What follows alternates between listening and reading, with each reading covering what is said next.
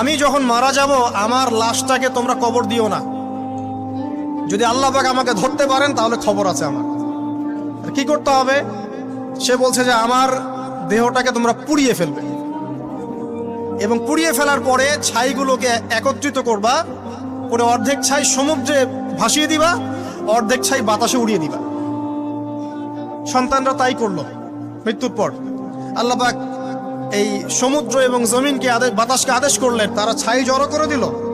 এই ব্যক্তিকে বলা হচ্ছে তুমি জীবিত করে, আল্লাহ পাক বলছেন তুমি যে এই কাজটা করেছিলে, লিমা ফাআলতা হাদা, তুমি এই কাজটা কেন করেছো?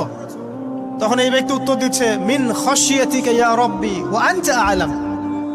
হে আল্লাহ, আমি আমার বুঝে যা এসেছে আপনার ভয়েই আমি এই কাজটা করেছি, আর আপনি খুব ভালো করেই জানেন যে আমি আপনার ভয়ে করেছি নাকি অন্য কোনো কারণে করেছি। মানে আপনি আমার মনের কথা জানেন।